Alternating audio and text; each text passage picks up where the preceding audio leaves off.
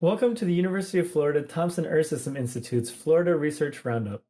Each month, we highlight important environmental research from Florida's universities. My name is Felipe De La Guerra, and here are some noteworthy studies our team is following this month. Scientists have found that sea turtles can store sperm for an entire mating season. This finding offers new insight into what we know about sea turtle mating habits.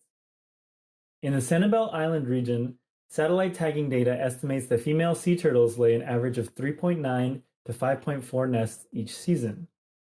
From nests on Sanibel Island, researchers from Florida Atlantic University and Mote Marine Laboratory compared the genes of mothers who laid multiple nests and their hatchlings to identify whether the turtles were monogamous or had multiple mates.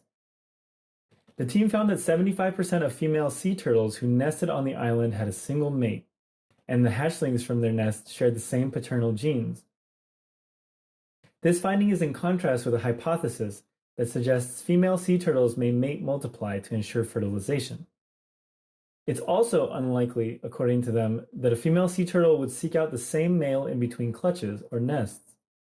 Instead, they say the likely explanation is that females mate at the beginning of mating season and store the sperm from their initial mate for future clutches. Florida's beaches, which serve as nesting ground for 5 endangered sea turtle species, host one of the world's largest loggerhead nesting aggregations, according to the Florida Fish and Wildlife Conservation Commission. This study gives new insight into loggerhead breeding habits. It also helps scientists estimate the male breeding population, which is more difficult to study than females who come ashore to nest. The authors noted that the number of nests with multiple paternity was significantly lower than previously reported for this location. The results suggest that there is no significant benefit to female sea turtles having multiple mates.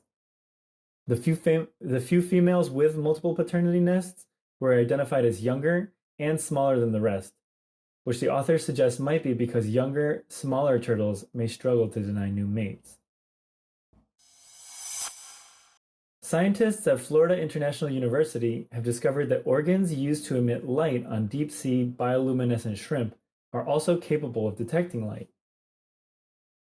Certain fishes, cephalopods, and other marine animals contain these organs, called photophores, that emit light to attract food, hide from predators, or even attract mates, according to the Smithsonian Ocean Portal. In bioluminescent shrimp, photophores light up to help the shrimp blend into their environment by matching the light conditions coming from above, a type of camouflage known as counterillumination. Using a series of light exposure experiments, the research team found that photophores in shrimp also contain certain light-sensitive proteins, making them capable of detecting light. The newly discovered light-sensing aspect of these organs may provide these shrimp with an extra sense, helping them to adjust their lighting with higher precision to maximize camouflage. The findings shine light on a newly discovered role of these photophores in counterillumination, which affects a shrimp's ability to survive as it moves up from its deep-sea habitat to feed in shallower waters. Future studies could examine whether this light-sensing role is present in other bioluminescent creatures as well. Scientists at the University of Miami, Nova Southeastern University, and brain chemistry labs have discovered a new way to study amyotrophic lateral sclerosis, a progressive neurological disease known as Lou Gehrig's disease. Their new approach involved BMAA, a neurotoxin produced by blue-green algae or cyanobacteria. By exposing vervet monkeys to the neurotoxin, researchers were able to incite a condition that mirrored the onset of ALS in humans, allowing them to study it more closely. The researchers learned that feeding the affected monkeys the amino acid L-serine during exposure helped mitigate those effects, establishing a possible treatment.